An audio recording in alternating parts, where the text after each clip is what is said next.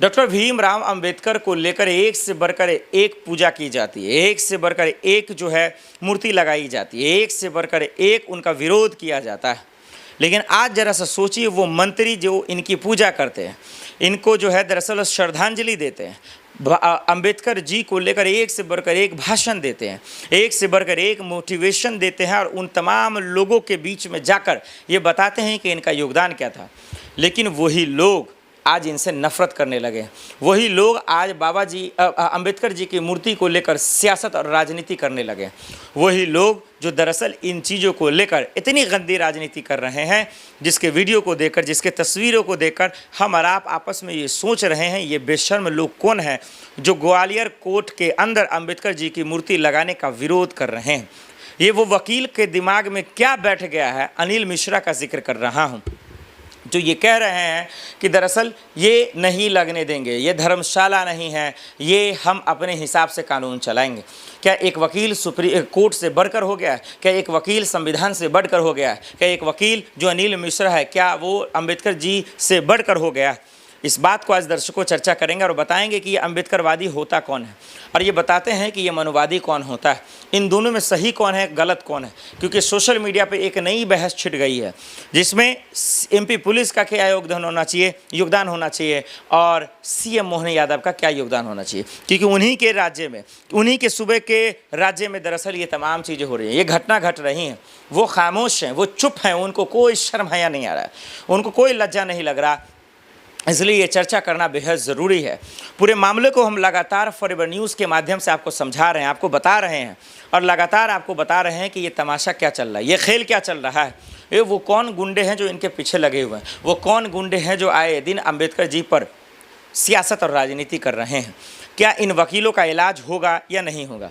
दर्शकों देखिए, अंबेडकर जी को लेकर जो एक फैशन बनाया गया, एक ट्रेंड सेट किया गया एक सियासत करने के लिए, नफरत पैदा करने के लिए, वो कहाँ से शुरुआत हुई आप अंदाज़ा लगा सकते हैं। इसी देश की राजधानी दिल्ली में पार्लियामेंट के अंदर एक बयान आता है देश के गृह मंत्री की तरफ से कि ये विपक्ष वाले अंबेडकर जी का नाम जितना जपते हैं, जितना लेते हैं, जितना पुकारते हैं, अगर इतना भगवान का ले लेते तो स्वर्ग में चले जाते, जन्नत में चले जाते। अब जरा सा समझिए कि किस तरीके से इन्होंने अपमान किया। क्या अंबेडकर जी का नाम लेना क्या फैशन हो गया? क्या अंबेडकर जी को याद करना, क्या उनके किताबों को पढ़ना, क्या संविधान का ज्ञान देना या संविधानों की जानकारी लेना, क्या ये फैशन हो गया? क्या ये राजनीति है? क्या ये सियासत है? और क्या इसी के बदौलत ये मनुवादी लोग आगे आएंगे? क्या इसी के बदौलत मनुवादी लोग संविधान का विरोध करेंगे? क्या इसी बयान के बदौलत मनुवादी लोग अंबेडकर जी की मूर्ति तोड़ देंगे? क्या इसी के बदौलत संविधान के साथ साथ लोकतंत्र की हत्या करेंगे? मैं ऐसा क्यों कह रहा हूँ?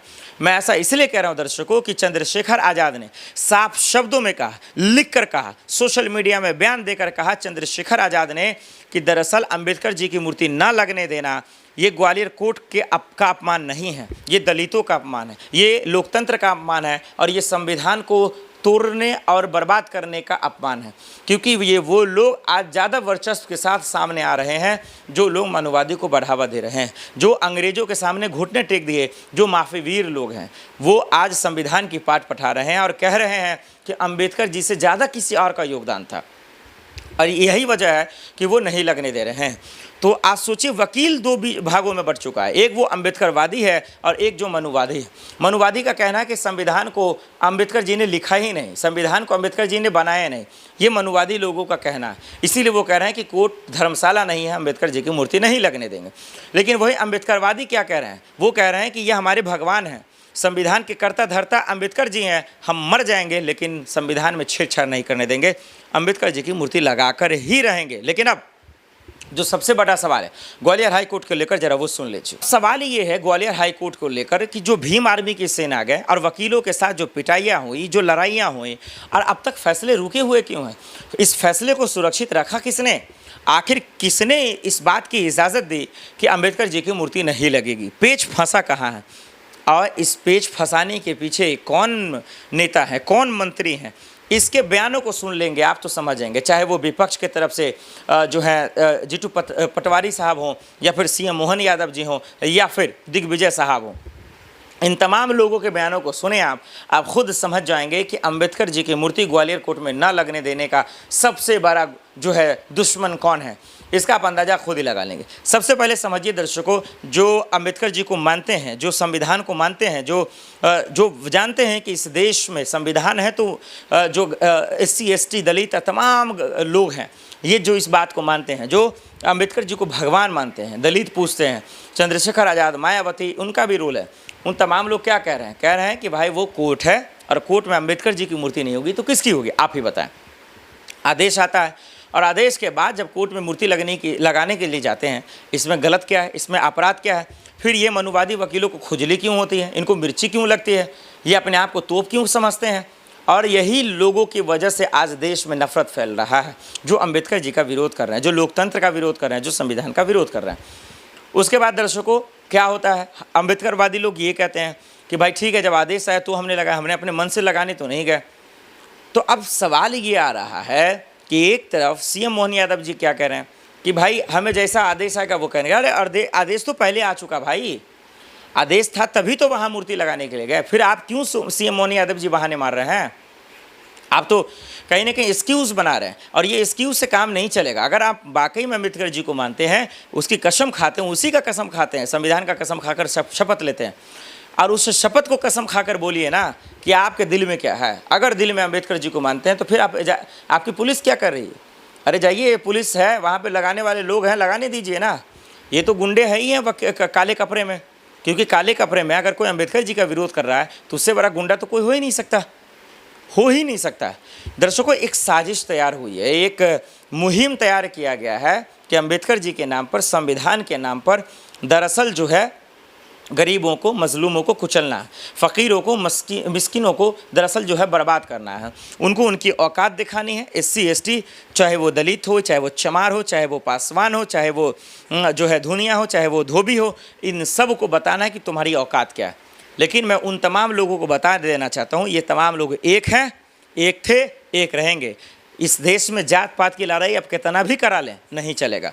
अंबेडकर जी ने संविधान इसीलिए बनाया ताकि कोई ये अपने आप को फील ना करें कि मैं गरीब हूँ, मैं छोटे जाति का हूँ तो मैं स्कूल के बाहर रहूँगा। जितना तुम पढ़ोगे उतना ही हम पढ़ेंगे। ये संविधान हमें ताकत देता है, ये कॉन्स्टिट्यूशन हमें ताकत देता है। कोई माइका लाल रोक नहीं सकता है। वो तुम अंबेडकर जी की मूर्ति ना लगने दो, जितनी दम है लगा लो, लेकिन हमें अंबेडकर जी को मानने से कोई रोक नहीं सकता है। इस बात की गारंटी दे रहे हैं। यही बात दलित लोग कह रहे हैं, SC ST के लोग कह रहे हैं, चंद्रशेखर और मायावती कह रहे हैं। लेकिन कुछ गुंडे पैदा हो गए हैं जो दरअसल ग्वालियर कोर्ट का विरोध कर रहे हैं, सोशल मीडिया पर लड़ाइयाँ कर रहे हैं और वो लाठी डंडे तैयार कर रखे हैं। पता नहीं कि किस कानून से वो डरेंगे। उनको लोकतंत्र से डर नहीं लगता, उनको संविधान से डर नहीं लगता, उनको MP पुलिस और CM मोहन यादव से डर नहीं लगता। इसीलिए इतना गुंडाईगिरी कर रहे हैं और उन्हीं के आर पर दरअसल अंबेडकर जी की मूर्ति नहीं लग रहे दे रहे हैं। लेकिन आज न कल ये लग के रहेगा। इसी को लेकर मध्य प्रदेश से दिल्ली तक ये आवाज़ें उठी, प्रोटेस्ट भी हुआ। फिलहाल अभी जो है अंबेडकर जी को मानने वाले लोग खामोश हैं। वो खामोश रहें, लेकिन पीसफुल प्रोटेस्ट करते रहें, आवाज़ उठाते रहें, क्योंकि अगर उनकी मूर्ति नहीं लगेगी इसका मतलब संविधान के विरोधी लोग जीत गए, अंबेडकर जी के विरोधी लोग जीत गए और यही माना जाएगा। इसलिए अंबेडकर जी का मूर्ति लगना बहुत ज़रूरी है। नहीं तो हमारा आप देख रहे हैं कि आए दिन अंबेडकर जी को लेकर तरह तरह की खबरें आती कि कहीं मूर्ति तोड़ दिया, कहीं उनका अपमान हुआ, कहीं कोई इसको लेकर बयान दे देता है और कानून कोई कार्रवाई करता नहीं है, जो होना बहुत ज़रूरी है।